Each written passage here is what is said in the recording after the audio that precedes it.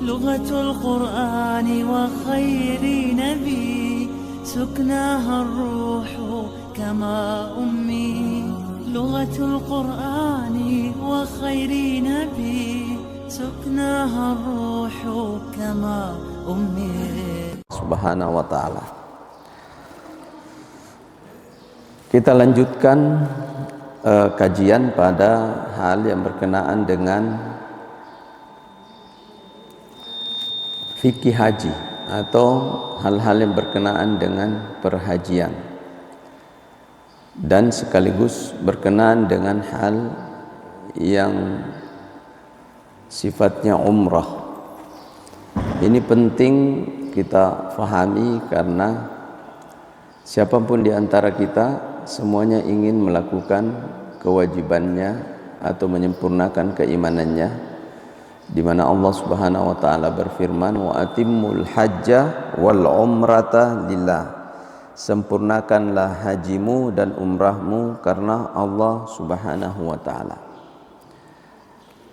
Pada kesempatan pagi ini kita akan mencermati tentang proses ihram. Apa itu ihram dan bagaimana prosesnya. Jadi saya ingatkan kembali baik pada pemirsa ataupun jamaah subuh yang ada di masjid ini, bahwa yang dimaksud dengan ihram adalah mengkondisikan diri berada pada larangan tertentu di mana kita tidak bisa melakukan aktivitas tertentu, dan itu meliputi seluruh kondisi kita. Semua amal ibadah itu ada ihramnya. Saya sudah pernah sampaikan, semua ada amal ibadah itu ada ihramnya, ada larangannya yang diharamkan. Kalau salat, sejak takbiratul ihram itu namanya berihram dengan takbiratul ihram, diakhiri dengan salam baru selesai ihram. Puasa itu juga begitu, sejak subuh. Zakat sejak kita tunaikan, ya, sebelum kita tunaikan dan masuk kepada kewajiban nisab selama 1 tahun, maka itu ihram itu masuk. Tapi setelah ditunaikan maka tidak ada lagi. Sekarang apalagi kita masuk kepada umroh dan haji. Nah, umroh dan haji ini, ihram ini meliputi 2. Yang pertama adalah keinginan untuk berihram. Yang kedua, masuk ke dalam perbuatan ihram itu sendiri. Kapan kita melaksanakan ihram atau mengharamkan diri kita dengan ketentuan Allah, melakukan beberapa ketentuan di saat kita berada di tanah suci, ya, khususnya setelah memasuki miqat atau tempat-tempat dimulai berihram itu sendiri. Ya, yang pertama adalah perbuatan yang harus dilakukan oleh orang yang ingin mengerjakan perbuatan ihram. Baru ingin ini, belum masuk. Apa yang diantaranya adalah ustuhibba lahu an yaghtasila. Pertama adalah disunahkan untuk mandi. Jadi mandi itu sebelum berpakaian ihram itu bukan kewajiban, cuma ustuhibba lahu. Jadi orang yang istahabba dalam bahasa fikih itu masih nomor 2 daripada disunahkan. Jadi ada disunahkan, ada diutamakan, ada disunahkan, ada yang mandubah, ya. Kemudian ada yang namanya mustahabbah. Jadi ada tingkatannya 3 anjuran itu baru naik kepada kewajiban.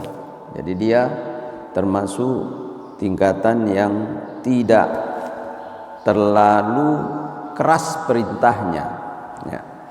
Yang kedua adalah bersih-bersih. Yang ketiga adalah menggunakan yatatayyab atau menggunakan wangi-wangian. Jadi ini belum masuk ini ya. Wa yatajarradu anil mikhyat. Jadi seseorang itu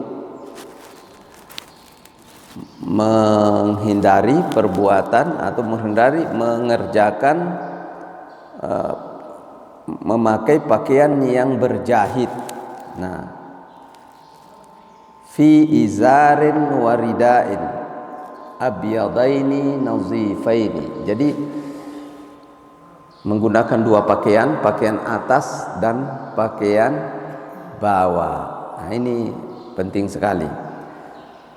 Ini belum masuk, baru mau kita sudah siapkan pakaiannya, siapkan parfumnya, siapkan sabun-sabun pembersihnya ya sebelum melakukan ihram. Ya, siapkan airnya sebelum mandi ya. Kemudian summa yusalli raka'ataini. Salat ini juga adalah merupakan sunnah juga, bukan kewajiban, tapi semua dilakukan nanti. Karena orang Islam itu menginginkan dirinya sempurna di dalam melakukan ibadah. Wa yuhrimu aqibaihima. Dan setelah itu, setelah siap semuanya dan setelah selesai salat, barulah dia berihram. Ihramnya di mana? Kalau untuk haji dan umroh adalah di tempat miqat, adalah yang ditentukan oleh Nabi yang sudah pernah kita jelaskan itu ya. Tempatnya ada beberapa, Zulhulaifah atau Bir Ali, kemudian Juhfa, Karnul Manazil, Zatul Irq ya, Lamlam, itu semuanya sudah ditentukan oleh Nabi. Jadi ada tempatnya ini. Kemudian berkenaan dengan baju berjahit, ini juga perlu nih. Kalau tidak punya baju berjahit, sudah ada di tempat itu, boleh enggak pakai celana panjang? Kalau memang tidak ada, boleh. Tapi harus ada uzurnya, tidak punya. Bukan tidak sah, tetap sah. Ya. Cuma melanggar aturan, dia akan tetap sah pelaksanaannya. Cuma dia kena dam. Karena ada larangan-larangan, kena darah, dia harus bayar denda. Ya, nanti ada pembahasan khusus untuk denda. Ya. Kemudian wa huwa yanwi al-ihram. Jadi perbuatan ihram itu adalah berniat. Nah, situ mulai. Tadi sejumlah yang dilakukan itu belum masuk ihram. Sudah pakaian belum? Sudah salat belum? Ketika dia berniat, dia sudah berihram. Dan ihramnya laki-laki, ini banyak ihramnya laki-laki. Itu tadi, jangan pakai pakaian berjahit, jangan menutup kepala. Nanti kita akan rinci. Ihramnya perempuan cuma satu kalau perempuan. Jangan tutup mukanya. Pakaian berjahit boleh banyak ya. Pakai sandal boleh, pakai sepatu boleh. Kalau perempuan boleh. Ihramnya cuma satu. Apa itu ihramnya? Adalah mengkondisikan dirinya berada di dalam keadaan haram.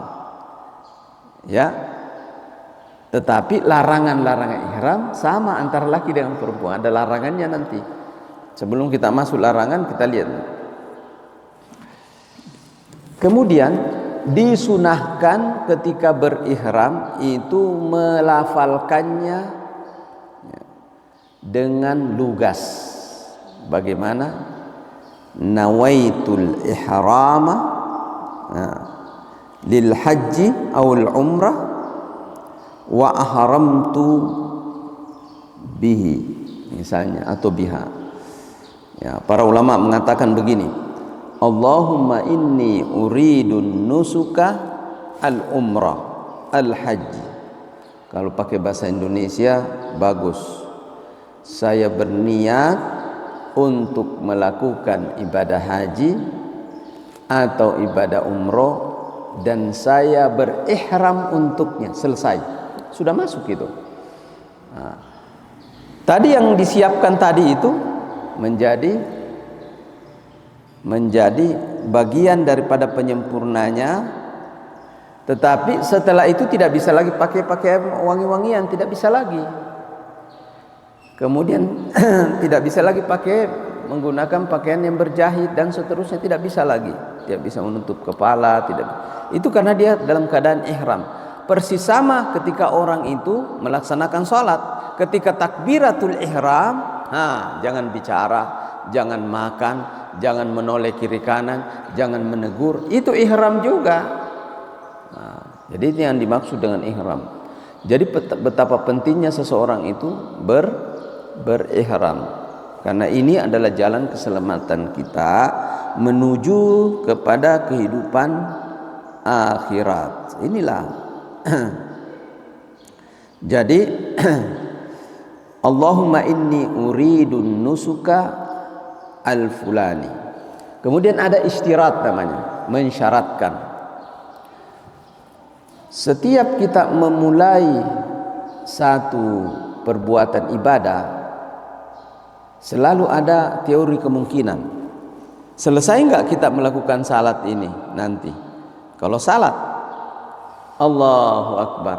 Bagaimana kalau tiba-tiba di tengah jalan kita sementara salat kita terputus? Ada guncangan, ada badai. Kalau di Palestina ada bom. Ya, itu tentu harus hitungannya. Bagaimana kalau dia belum kita salam kemudian harus menyelesaikannya? Semua perbuatan itu begitu, ada hitungannya. Nah, begitu juga perbuatan haji dan umroh. Bagaimana kalau dia sudah selesai berihram, mau menuju ke umroh atau mau menuju ke haji, tiba-tiba ada kendala, jalanan tertutup, ada yang kena tangkap harus pulang, ada yang dilarang masuk.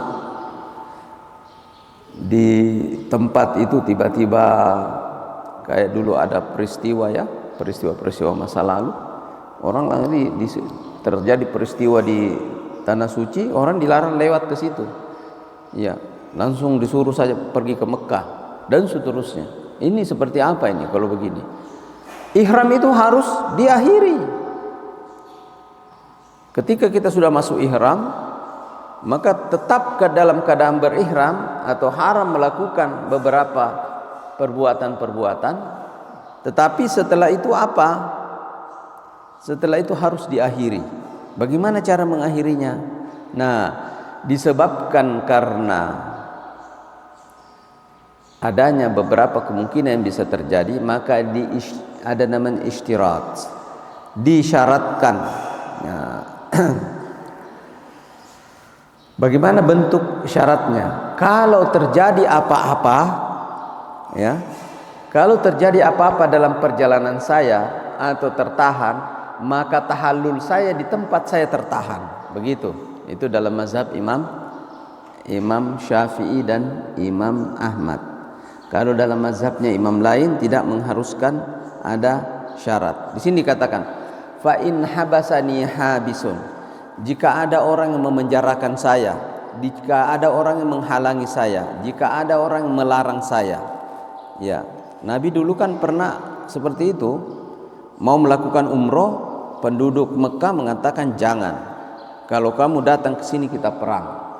Jadi bagaimana caranya?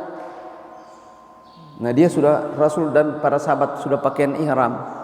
Jadi Rasul memutuskan untuk kembali ke Madinah, tetapi ya harus tahallul, yaitu memotong rambutnya untuk mengakhiri ihram itu sendiri. Di mana? Di Hudaybiyah. Nah, ini yang dimaksud dengan famahilli haitsu habasatni. Jadi kalau ada yang menghalangi, maka tempat saya mengakhiri ihram saya di tempat saya terhalang. Kalau tidak diakhiri ihramnya, maka kita terus akan berihram sampai kembali ke tanah air dalam keadaan berihram, berdosa terus kalau ada perbuatan-perbuatan yang merupakan pelanggarannya itu. Nah, ini yang dimaksud dengan ihram. Dan memahami ihram ini sudah cukup untuk menyempurnakan ibadah haji dan umroh. Ya. Karena pelaksanaan ibadah haji sejak kita berihram sampai selesai ihram. Selesai ihram, selesai juga proses manasik haji. Sudah ke Arafah, masuk ke Mina, kemudian lontar Jumrah Aqabah, nanti sudah selesai melontar, dia dalam keadaan sudah haji, bisa dipanggil Pak Haji. Tetapi belum sempurna kalau dia belum melakukan wajib-wajib haji. Apa wajib-wajib haji? Ya tahallul itu terakhir. Wajib-wajibnya haji sa'i, kemudian tahallul. Nah, kalau tawaf, ada yang menggolongkan tawaf itu adalah rukun haji, ada yang menggolongkan, ada juga tidak. Nah, jadi kalau sudah dilakukan semua, apakah itu rukun, apakah itu syarat, semua sudah dilakukan oleh orang yang melakukan ibadah haji atau umroh, maka selesai.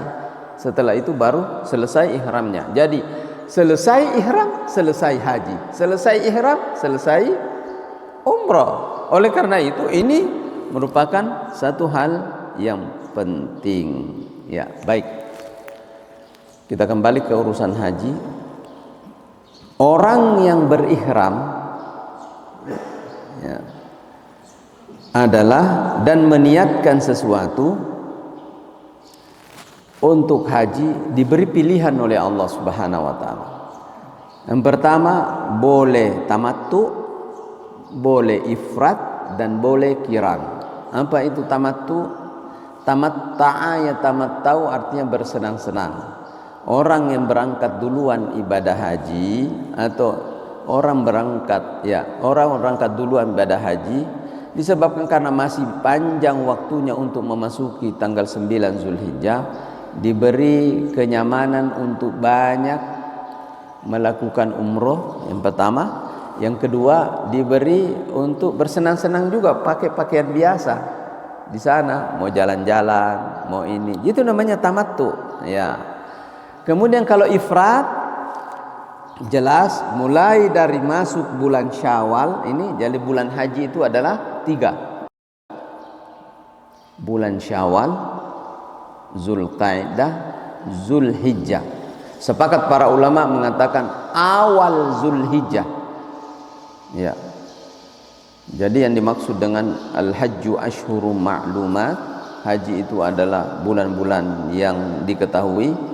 Sepakat ulama bahwa 15 hari pertama bulan Zulhijjah, 10, 9, 10, 11, 12, 13 hari tasyrik selesai.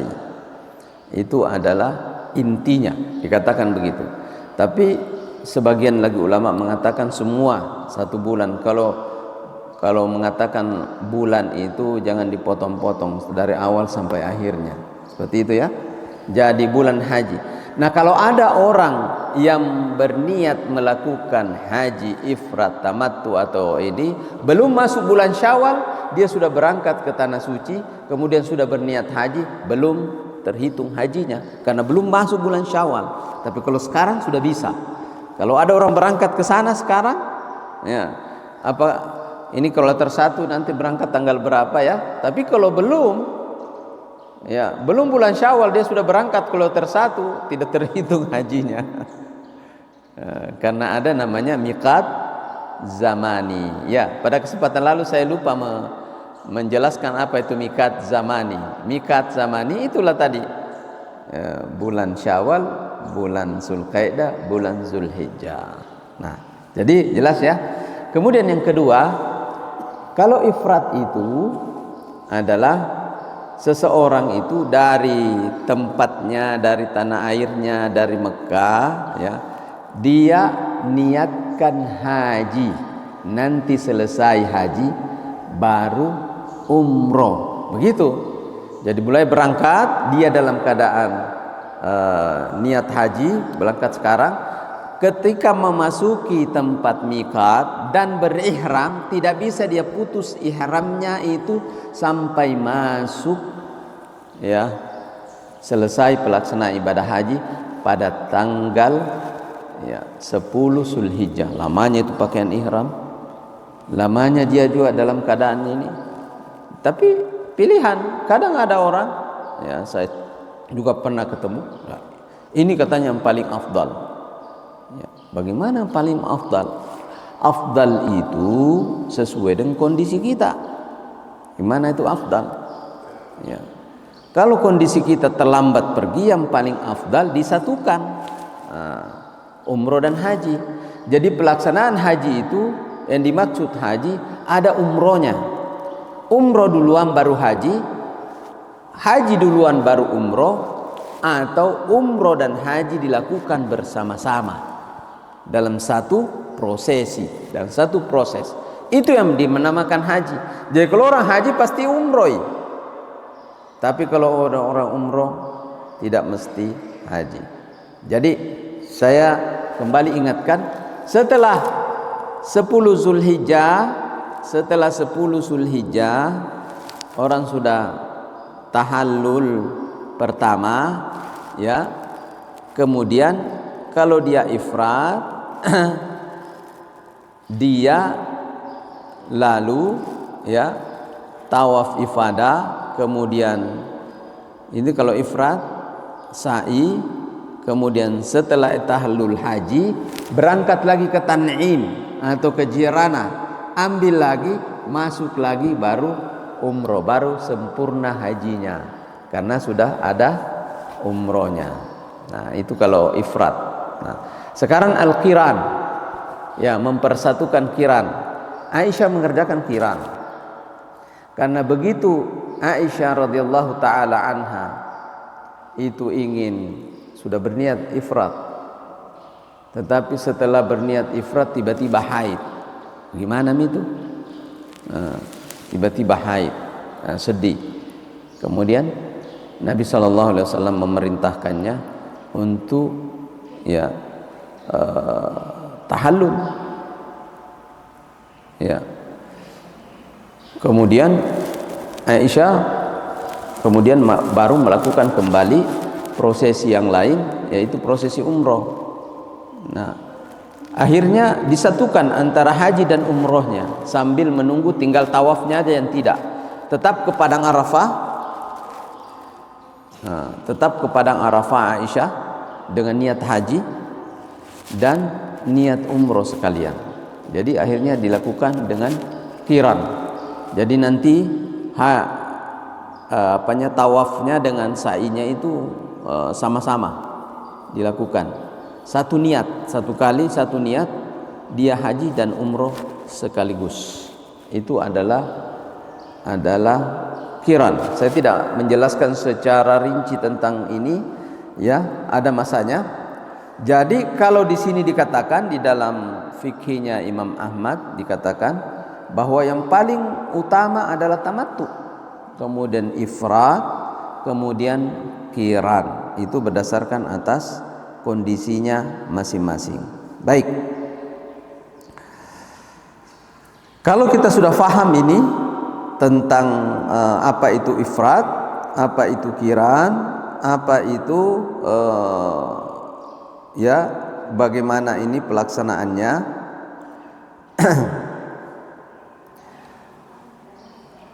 Walau ahrama bil haji summa adkhala alaihi al-umrah yan'aqidu ihramuhu bil umrah. Ada orang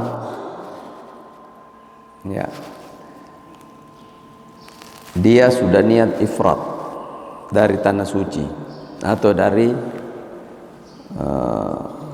tempat miqat. Ketika dia berihram seperti itu, tiba-tiba ada halangan kayak tadi, ingin melakukan banyak hal yang ingin dilakukan. Tiba-tiba ia ingin memutus ifratnya itu. Bagaimana caranya? Dia langsung niatkan, dia belum melakukan apa-apa. Jadi baru niat haji ifrat, belum dia melakukan apa-apa, masih ihram tapi belum melakukan prosesi yang lain. tiba-tiba dia batalkan. Kalau dia batalkan, dilanjutkan langsung dengan perbuatan umroh. Setelah selesai umroh dia tahallul, kemudian dia pakaian biasa kembali. Jadilah dia tamattu. Dan setelah itu dia harus memotong dam atau hadyu namanya, hadiah. Hadyu itu adalah memotong binatang sebagai hadiah dari orang yang melakukan tamattu atau qiran, itu kepada penduduk Mekah. Penduduk Mekah yang fakir, yang miskin, itu dibagikan hadiah. Jadi itulah yang dipotong. Tetapi wajib hukumnya bagi orang yang tamattu dan qiran untuk memotong. Jadi hadiah yang wajib. Kenapa? Karena tamattu. Faman tamatta'a bil umrati ilal haji famastaysara minal haji. Ya. Jadi hadyun atau hadiah itu ada dua. Ada hadiah tatawwu. Ya, hadiah tatawwu itu adalah tidak wajib tapi dia ingin sendiri. Seperti Rasulullah SAW ketika berangkat ke kota Mekah untuk melakukan ibadah haji, Nabi SAW memerintahkan beberapa ekor binatang, ayo bawa semuanya. Lebih 100 dengan para sahabatnya, lebih 100 dibawa. Ini untuk apa? Untuk dipotong di Mekah, untuk hadiahnya orang-orang Mekah. Jadi orang dari luar itu membawa hadiah untuk orang-orang Mekah. Dan kalau hadiah seperti ini dalam mazhabnya Imam Ahmad itu boleh dimakan kalau hadiah yang wajib. Tapi kalau hadiah pelanggaran, seorang laki-laki menggunakan pakaian yang berjahit tetapi ada pakaian ihramnya, dia sengaja pakaian itu, dia kena denda. Atau sengaja memotong rambutnya setelah dia berihram, itu juga harus kasih hadiah kepada penduduk Mekah atau hadyu, memotong hadyu. Dan itu dia tidak boleh makan karena pelanggaran. Tetapi kalau yang cuma-cuma, ya seharusnya damnya cuma 1, dia bilang saya mau potong 5 dam, yang 4-nya itu adalah cuma-cuma, maka itu boleh dia makan yang cuma-cuma. Tetapi yang wajib disebabkan karena pelanggaran, maka itu tidak boleh. Tetapi wajib disebabkan karena tamattu atau qiran, itu boleh. Itu boleh dimakan. Baik, kita lihat. Jadi kalau ada yang niatnya berhaji kemudian dia batalkan dengan niat ifrat, kemudian dirubah menjadi tamattu, itu boleh dalam ruang syariah. Setelah orang berihram, tadi ihram kan apa itu tadi ihram? Adalah berniat. Jadi kalau dikatakan dia sudah berihram, berarti sudah berniat. Nah, syaratnya berihram pakai baju pakaian ihram. Pakaian ini hanya syarat. Orang pakaian ihram belum berihram. Belum, nanti dia berniat. Nah, jadi ihram itu adalah niat. Persis sama dengan sholat juga. Ketika orang takbir, nawaitu usalli farda subhi rak'ataini ma'muman lillahi ta'ala, Allahu akbar. Ketika masuk itu berniat, itu baru takbiratul ihram. Persis sama dengan itu. Nah, setelah itu melakukan talbiyah. Apa itu talbiyah? Labbaik Allahumma labbaik, labbaik la syarika laka labbaik, innal hamda wan ni'mata laka wal mulk la syarika lak. Di mana itu dilakukan? Ya, asal usulnya adalah ketika dia berada di atas kendaraan, baru melakukan itu. Jadi setelah itu ada orang mulai melakukannya di masjid, ya boleh. Setelah selesai berniat, dia langsung mengatakan labbaik Allahumma, boleh. Tetapi ketentuannya itu setelah naik di atas kendaraan baru bertalbiyah, ya, baru melakukan talbiyah. Dan diutamakan untuk banyak-banyak mengucapkannya. Jadi zikirnya orang ihram itu labbaik Allahumma labbaik labbaik la syarika. Kemudian dianjurkan untuk mengangkat suara kecuali wanita. Kalau laki-laki ya boleh ya. Kapan dia bertalbiyah? Kalau dia menaiki suatu tempat. Jadi misalnya kendaraannya lagi mendaki, talbiyah lagi. Kalau dalam keadaan tidak ihram, kita apabila naik di atas kita baca Allahu Akbar, Allahu Akbar, Allahu Akbar. Itu di luar ihram. Kalau menuruni penurunan, kita baca Subhanallah, Subhanallah. Jadi kendaraan itu apabila naik, begitu juga pesawat. Kalau naik kita baca Allahu Akbar, kalau turun membaca Subhanallah, Subhanallah. Tetapi kalau kita berihram, ketika naik membaca talbiyah, ketika turun membaca talbiyah. Jadi yang turun apanya? Mobilnya atau kendaraannya. Ya. Ketika dia memasuki lembah dia bertalbiyah. Ketika ada orang yang bertalbiyah, kita lagi sudah capek ya, biasanya orang sudah agak lama talbiyah mulai capek. Kemudian tiba-tiba ada dia dengar orang bertalbiyah, labbaik Allahumma labbaik, dia harus bertalbiyah. Harusnya itu sunnah ya. Ketika dia lupa sesuatu, wah ternyata dia lupa, tiba-tiba pakai songkok, nah, dia lupa, dia kena dam ya. Dia kena dah, tetapi dia harus bertalbiyah. Labbaik Allahumma labbaik, salah Kak. Ya. Ya. Kapan lagi? Ketika dia berjumpa dengan temannya, sesama teman. Biasa orang kalau sudah pakaian ihram, tiba-tiba jalan, si runtuk si kamponan. Apa yang dia ucapkan? Talbiyah. Langsung dia bilang, labbaik Allahumma labbaik. Labbaika dulu baru mengatakan agak tumai silong. Magi tumai kareba. Talbiyah dulu ya. Talbiyah. Setelah selesai salat, assalamualaikum, assalamualaikum, talbiyah. Ya. Zikirnya adalah talbiyah. Ketika dia bangun malam, ya, berzikir-zikir ya, denariki, apakah dia mau puasa juga? Seandainya dia mau puasa di hari-hari haji, dia mau puasa, dia talbiyah, labbaik Allahumma labbaik. Ketika mau masuk maghrib dia talbiyah. Ketika masuk subuh, sebelum azan subuh dia talbiyah. Jadi doanya inilah talbiyah, labbaik Allahumma labbaik labbaik la syarika laka labbaik. Inilah pentingnya talbiyah. Tetapi talbiyah boleh berhenti, boleh kalau capek, sudah capek tidur. Tiba-tiba mobil agak oleng ke dikit. Ya, labbaik Allahumma labbaik. Ya biasanya orang kita Allahu Akbar, Subhanallah. Ini kita semua talbiyah. Kaget kita. Ya. Jadi ketemu orang, bicara sama orang, sesuatu yang lupa. Apa saja yang terjadi pada orang harus mengucapkan talbiyah. Ini namanya al-iksaru min talbiyah. Baik, secara cepat saya sampaikan bahwa ketika kita berihram, bagi laki-laki perhatikan. Yang pertama, tidak boleh memotong rambut. Kalau memotong rambut jatuh dam. Yang kedua, memotong kuku. Tidak bisa potong kuku. Ya.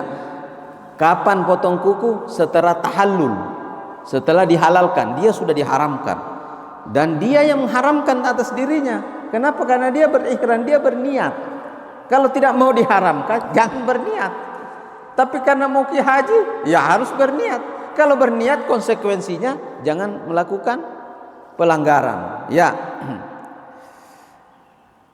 3 lembar rambut dipotong, dicabut, digugurkan dengan sengaja 1 ekor kambing, 1 ekor dam, 3 lembar.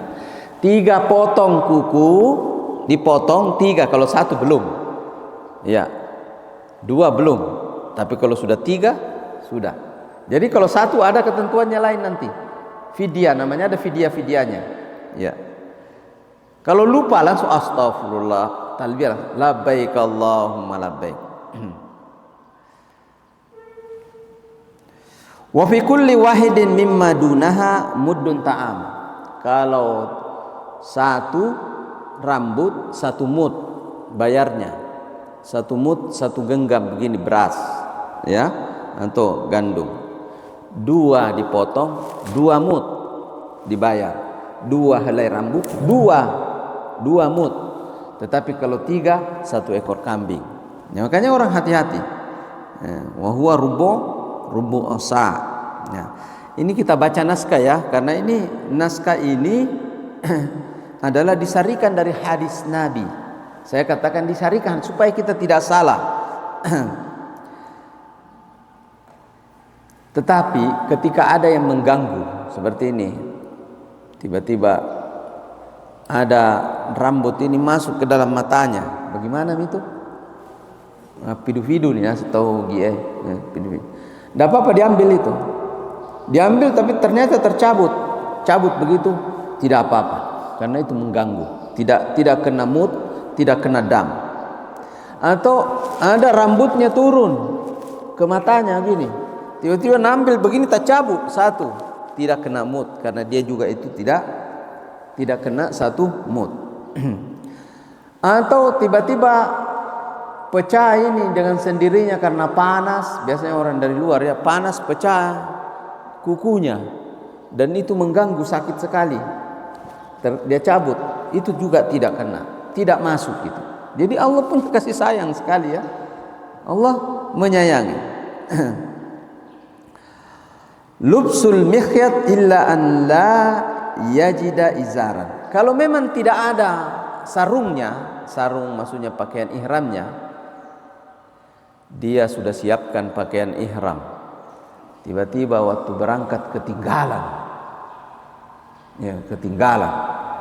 sudah ada di tempat Bir Ali, atau sudah ada di Juhfah atau Karnul Manasir atau Lialamlam, mau pinjam tidak ada, yang ada adalah sarung na bawa dari kampungnya, sarung yang selalu na pakai sehari-hari, pakai sarung tidurnya na pakai. Sah enggak? Sah, tetap sah. Yang penting tidak sengaja. Nah itu. Nanti sampai di Makkah baru dia ganti, boleh. Itu tidak kena. Ya. Siapa yang bilang? Ini naskah yang bilang. Naskah itu dari mana? Dari hadis Nabi. Ya. Boleh pakai celana panjang. Boleh pakai celana. Kalau memang tidak ada. Tapi biasanya itu jarang ada yang terjadi ya. Jarang sekali terjadi. Karena belum apa-apa, baru berencana beli memang baju ihram, baru berencana mau haji dan umroh, beli memang baju ihram, ada memang dipersiapkan. Jadi jarang terjadi. Tapi ini namanya. Atau dia tidak dapatkan sandal, sampai di tempat ini hilang sandalnya, sudah mau berangkat ke Mekah hilang sandalnya, tidak ada. Yang ada adalah sandal berjahit bagi laki-laki, yang ada. Atau khuf yang tertutup, sepatu, tidak ada yang lain. Daripada hancur kakinya, sudah pakai sepatu itu. Daripada hancur kakinya, pakai sandal yang berjahit. Boleh. Wala fidyata alaihi, tidak kena fidyah. Ya, itu dikatakan tidak kena fidyah. Fidyah apa itu? Denda. Fidyah artinya denda, bukan fidyah yang bulan Ramadan ini ya, lain lagi. Ya. Selanjutnya menutup rambut tidak boleh, ya, dan tidak boleh menutup telinga bagi laki-laki. Ini masih bagi laki-laki, ya. Tidak boleh lagi menggunakan parfum. Nah, bagaimana kalau waktunya mandi, waktu ia mandi sunnah ihram, dia pakai sabun, pakai parfum, setelah itu pakai untuk keteknya sekalian supaya tidak bau, ya. Dia enggak apa-apa, dia cukur yang bisa dia cukur, dia bersihkan kumisnya apa semua, pakai, enggak apa-apa waktu masih mandi. Tapi kalau sudah berniat tidak boleh. Ya, sudah berniat tidak boleh. Ya. Tidak boleh berburu, ya biasa kebiasaannya orang dulu kan bawa senjata dalam keberangkat ke Mekah, bawa senjata sekaligus umroh, ada burung di atas dia tembak, ya itu semuanya kena dam. Kalau burung yang dia bunuh, maka berapa harganya burung itu, kira-kira kalau dijual sekian dia bayarkan. Kalau yang dia bunuh adalah kambing liar, ya maka dia harus cari kambing yang sama dengan. Kalau misalnya ada yang dia bunuh adalah kerbau di tengah jalan, ya seandainya ada kerbau atau sapi, maka dia harus potong sapi atau potong onta sesuai dengan yang dia bunuh, ya. Kemudian untuk wanita kalau bagaimana kalau yang lewat itu di air, maksudnya dia ini lewat laut, kemudian dia menangkap ikan dalam keadaan berihram dari Yalamlam, atau lewat danau, tiba-tiba lewat danau mampir, misalnya mobilnya lagi bermasalah, mampir di pinggir danau, ada ikan di situ, tiba-tiba ada yang lompat atau ada yang mancing, itu tidak apa-apa, tidak termasuk berburu. Atau ada ayam al-ahli, ayam, kambing, ya bukan kambing liar, ya kambing dipelihara, ayam atau sesuatu yang aneh, itu tidak apa-apa, tidak termasuk berburu karena binatang peliharaan, ya. Atau sesuatu yang haram terbunuh, yang haram dimakan, ya sesuatu yang haram dimakan seperti anjing, kucing misalnya, tikus, ya tiba-tiba ada tikus datang mengganggu, ya dimatikan, itu tidak apa-apa, tidak apa-apa, tidak termasuk pelanggaran ihram. Jadi yang dimaksud pelanggaran ihram adalah berburu, ya di situ. Di sini dikatakan fala syai'a alaihi, tidak ada kena dam, tidak ada kena fidyah. Nah, simpulannya untuk wanita, nah ini tadi yang wanita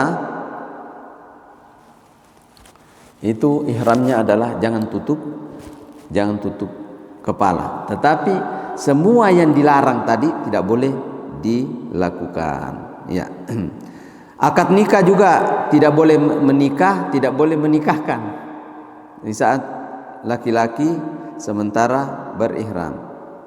Apalagi al-hajju la rafasa wala fusuka wala jidala, tidak boleh berkata-kata yang porno, mengandung syahwat, ya tidak boleh bertengkar, ya tidak boleh melakukan kezaliman, perbuatan dosa, fasik, kefasikan.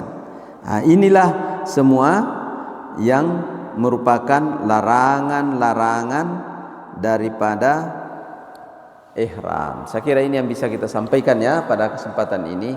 Nanti ada pembahasannya pada pekan depan insyaallah tentang fidyah, ukuran-ukurannya, kapan kita harus membayar fidyah, kapan harus membayar dam, ya, kapan itu, dan bagaimana cara menggantikannya. Kalau tidak ada uang bagaimana, ya kita ganti dengan puasa. Kalau puasa bagaimana caranya, nah ini juga perlu. Setelah ini selesai difahami oleh orang yang melakukan ibadah haji atau umroh, atau yang ingin melakukan umroh dan haji, atau yang pernah melakukan ibadah haji, untuk ingat-ingat kembali, ya insyaallah secara cukup. Jadi tidak terlalu rumit sebenarnya itu, ya tidak terlalu, hanya perlu diingat-ingat kembali. Hadanallahu wa iyyakum, walhamdulillahi rabbil alamin. Kalau ada yang ingin bertanya, silakan menggunakan WA, boleh menggunakan WA, dibuka pada MUI Sulawesi Selatan, MUI menjawab. Itu silakan masuk ke situ, insyaallah kita akan jawab secara ramai-ramai. Hadanallahu wa iyyakum, walhamdulillahi rabbil alamin. Allahumma asim wukufana baina yadaik wa la tukhzina yawmal 'ardi 'alaika wartina warda'na. Rabbana zalamna anfusana wa illam taghfir lana wa tarhamna lakunanna minal khasirin. Rabbana atina fid dunya hasanah wa fil akhirati hasanah wa qina adzabannar. Wassalamualaikum warahmatullahi wabarakatuh. لغة القرآن وخير نبي سكناها الروح كما أمي لغة القرآن وخير نبي سكناها الروح كما أمي